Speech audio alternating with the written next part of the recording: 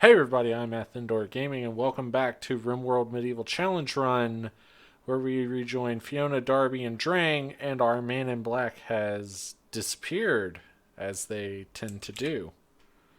So, having just barely survived last time, we're going to see if we can't get back into the swing of things and get back on track here. Let's check on everybody's health. So, Fiona has an infection. That's real bad. No, I'm sure it'll be fine. How could that go poorly? Darby does have one leg now. And that changes things to some extent. So we may have to think about how we organize kind of our labor in the future. And Drink seems like he's going to be okay. He doesn't seem too bad. Although we are starting to see malnutrition begin to rear its ugly head. Do have some bows. Things like that. Gonna go ahead and get Darby equipped with a bow, and I'm gonna equip Drang with this hammer here. We did get some tequila out of the raid here, but this one person really messed us up. Oh man.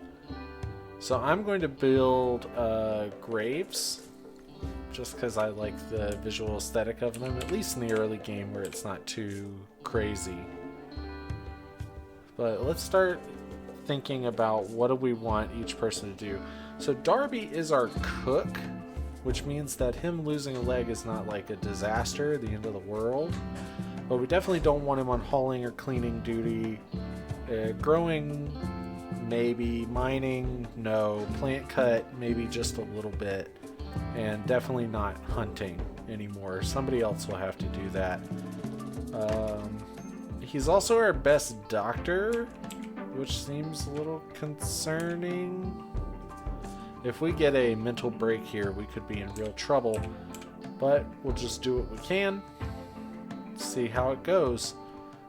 Plants are growing well. We should get some rice here any minute, so that will be good. And we're really waiting on this stone cutting research to pop, and once that does, then we can go ahead and get hopefully a stone cutter's table. What do we need for that? Oh, well, we don't have it unlocked yet. Of course it's not there. Silly me. So I think it's just wood. And once we get a stone cutter's table, then we can go and we can get a oven, which will let us cook a lot of what we're growing more effectively. And maybe get some better meals. So hopefully we'll get that research done today. Oh, man. It's tough out here. It's tough on the rim. So yes, goals today, get that research done, get an oven down, try to get everybody healed up as best we can. I mean, we're doing okay. We're doing okay. Her infection is gonna be fine, actually. Wow, she really defeated that with almost no issue, which is very surprising. Okay, so we've just started to get our first meats rotting away. That's very upsetting. But it is the cost of playing on this mod. So just as a quick reminder, we are playing, one of the major rules we're playing with in this challenge is no refrigeration and no freezing.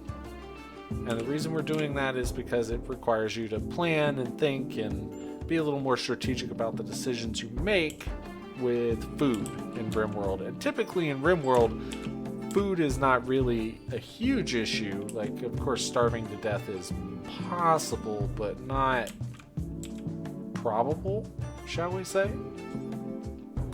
So we can't butcher the Mega Wolverine, sadly. So we need to think about, well, what are we gonna eat? Just looking around, looking for anything forageable. Okay. That'll do. So we'll definitely get our people to haul those on over. As they, ooh, a shuttle crash. We'll look at that in just a second. We'll get them to haul those animals over and butcher them for some quick injection of food. Ooh, looks like the shuttle crash killed 2 of the people, but this one is still alive. Hayes. Not badly hurt. Not going to die. Creepy breathing is not great, but quick sleeper is pretty nice. Good art.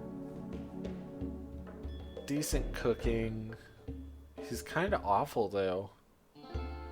I think we just leave him.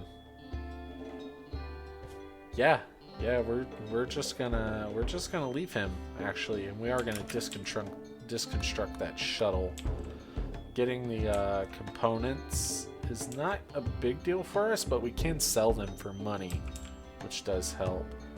Drang is in bad shape. Hideous environment, intense pain, very malnourished. We just fed him part of a raw coyote. That's pretty metal.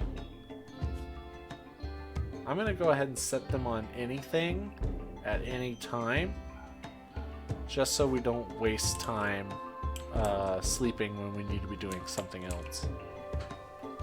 If they're not getting enough done, then we may change that up. So yes, we are facing starvation. Darby is... how bad? Not super bad, but it's gonna get worse before it gets better. But, you know, with these 2 coyotes, they'll last us a little while, at least, I hope. And maybe once the winter comes, things won't rot as quickly because they may be naturally refrigerated. There's nothing we can do about that. I mean, I guess we could build a campfire in there or something. And if it becomes too easy, maybe we will do just that. But, oh, insulting spree is real bad. If we get multiple breaks, that could have been really dangerous for us, so thankfully we did not. But yeah, Fiona, you just can't you can't hang out and lay in bed all day anymore. I'm sorry, you got to get up and do some work. Alright, we're stable. We're not in great shape, but we're alive.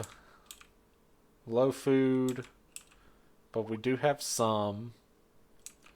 We do have some wood. Wood is going to become real important for us in the winter because heating can be an issue. But for now, we're okay. Animal transport pod crash. A rattlesnake called Chocolate. Chocolate friendly? No. Chocolate is, well, yes, but chocolate also is not tame. And I really can't afford somebody to get bit by a rattlesnake right now. Now, I don't know if they have venom in Rimworld. I've actually never... I can't recall ever having got someone bit by a rattlesnake, now that I think about it. We do have enough fur to make a wolfskin bedroll, so we're going to do just that. And here comes our first rice. Excellent. So let's think about what we can do with that real quick. So we probably could do... I bet you we can do something ridiculous like kebabs. Yes, we can do rice kebabs. As it was written, so it shall be. Rice kebabs for everyone. We're going to keep up 6 of them. The reason we're going to do that is because rice keeps for 40 days, while kebabs probably keep for a lot less than that. And this will allow us to have some amount of cooked meat or cooked food at all times, while also meaning that the majority of our food is using up that 40-day bar, that ticker of 40 days, before it's becoming food, which only lasts for 4 days. Even if this rice was down to 1 day before it spoiled, the moment it's cooked, it goes right back up to full health, quote unquote, for whatever kind of food it is, and lasts however long that kind of food lasts.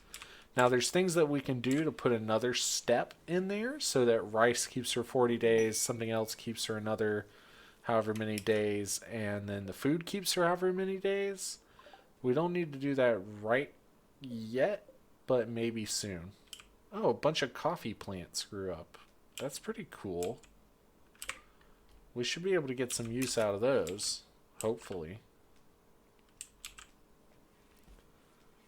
getting the snake could be kind of cool, but I don't have anybody who's any good at animal handling, so I'm worried he's going to attack them and kill them, and that would be really bad.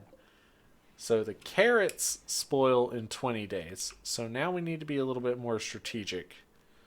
So let's go ahead and get all this rice hauled quickly. And once it's all hauled up in there, we're going to forbid it until we use the carrots. And the reason we're going to do this is because, of course, the rice keeps longer. So as long as it's protected and safe in here, the rice will stick around, while these carrots need to be used relatively quickly. If we look here, carrots will grow as low as 32 degrees Fahrenheit, so we may be able to get a couple of carrot harvests in. See, that squirrel just ate some of our carrots. I don't like that. Haul those. Hurry up. Stop sleeping. Haul carrots. I hate losing food to just random wandering animals. That really annoys me. Not a fan at all. Not one bit. So, okay. Yeah, we're doing well. We're doing well. We really have pulled it back because I was worried we were going to spiral really hard from where we were in the last episode. Just very concerning that we got hit so hard by that first raid.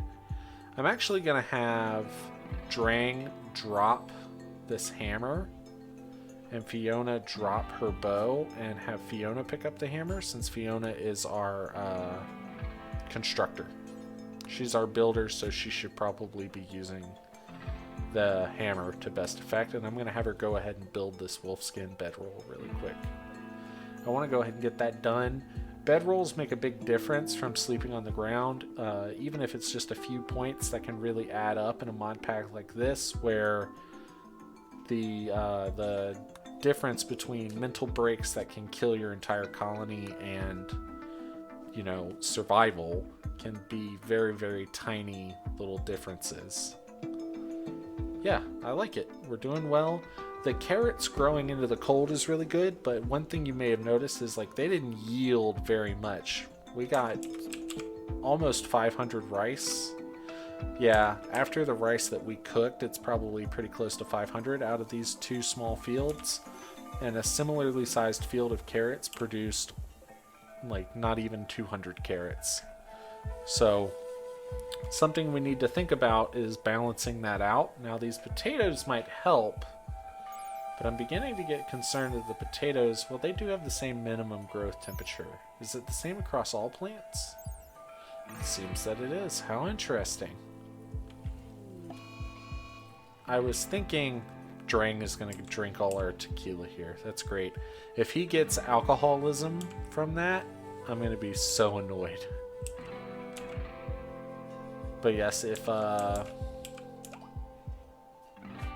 I love how they hauled the freaking corpses back. Don't do that, because now you're all gonna see them all the time. Oh, we just had a wanderer join, so we'll look at him in just a second to close out this episode. So Green, he's a sailor. So he came with an apron, which gives global work speed bonus. That's pretty cool. And a parka. So one thing we do need to think about is getting clothing here. So he can't do skilled labor. Oh no. What do you mean? What do you mean he can't do skilled labor? Well, he is a sailor who can't do fishing. Oh no. Can he do hunting? Yes. Maybe. Yes. Oh no. And he's a slowpoke. And he's too smart. He's terrible. And he's 50. Oh, he's awful. Well, guess what? He's also our number 2 doctor now. Oh no. This is a disaster. Well, I guess I will prioritize him on doing research since Drang can do other things. And then his next priorities are going to be hauling and cleaning, I guess.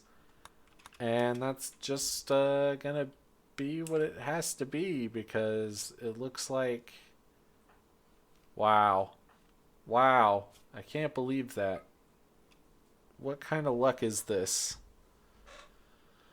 Well, ladies and gentlemen, I've been Athendor Gaming, and this has been Rimworld Medieval Challenge Run, and I just don't know what to think about it. Thank you for watching.